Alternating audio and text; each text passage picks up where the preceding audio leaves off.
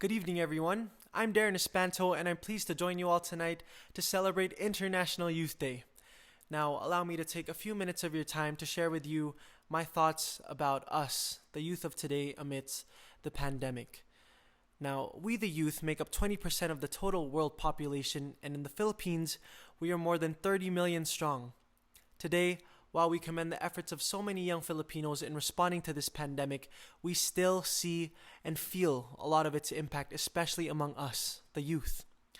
One of the areas where we have been most affected by this pandemic is our health, both physically and mentally. Many young people, particularly those with disabilities, pre-existing health conditions, or those coming from marginalized communities, have seen their medical needs neglected. It has effects on young people's mental health as well. There's the fear and anxiety of contracting the coronavirus. There's the sadness of losing those close to us due to this dreadful disease. And there's the isolation, the loneliness, the uncertainty that brings many young people to the brink of despair. Now, also impacted by this pandemic is employment. I know a lot of teenagers were holding part-time jobs to help them through their studies. Sadly, a lot of those jobs have been lost. Then there are the young people who left school to work and contribute to the family's income, and since the lockdown, many have found themselves unemployed. Let's also talk about all the young graduates and new job seekers. Not only were they deprived of a proper graduation experience, but they now face a labor market situation that can only be described as dire, with many companies and institutions forced to shut down or downsize. However, I personally think that it is education where we have been impacted most. A report on the impacts of COVID-19 by the Council of Europe and the European Union says that globally, 1.6 billion students were affected by school closures due to the pandemic. In the Philippines, our government, through the Department of Education, has decided to shift to online classes or remote learning. While this is seen as the best recourse, it also comes with a new set of challenges both for educators and students alike.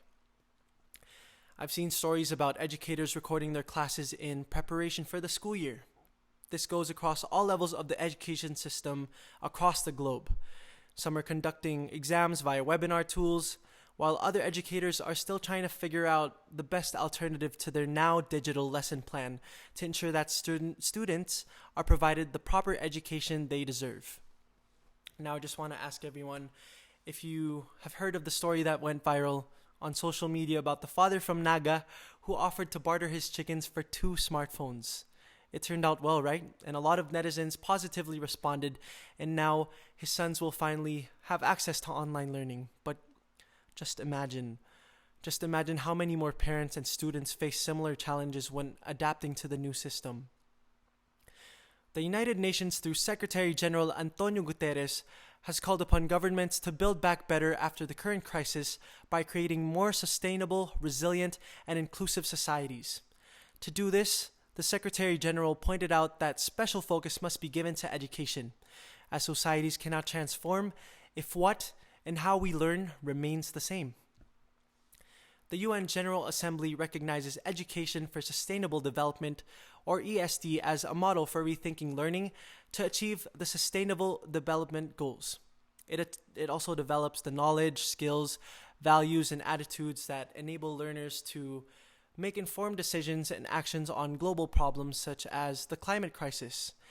It empowers young people to be global citizens, taking active part both locally and globally in facing and resolving challenges and becoming proactive contributors to the creation of a more just, a more peaceful, tolerant, inclusive, secure, and sustainable world. As a key enabler for all 17 Sustainable Development Goals, ESD may be key to preparing the world for future crises like COVID-19.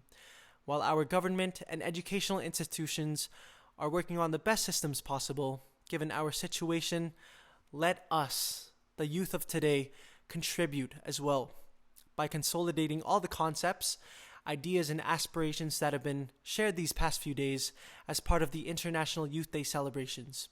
Let us be assertive enough to put our ideas on the table when the opportunity presents itself. Platforms like this online forum, supported by Ideas Positive, the United Nations Development Program in the Philippines, UNICEF, PYDN, and other organizations working to support the youth are available to us. Let us take advantage of them. I encourage all of you to share the youth declaration that will be presented tonight with your friends and families.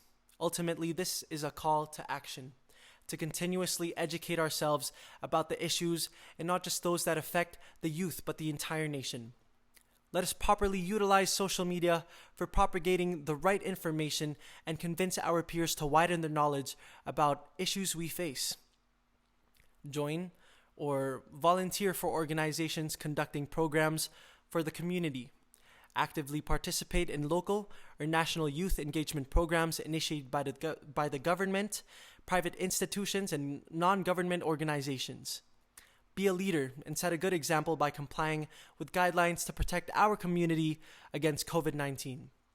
So, you guys know the drill.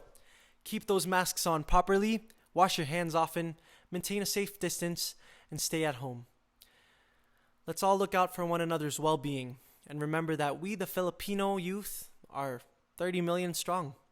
If we all strive to be agents of change and work together, we can surely make a difference.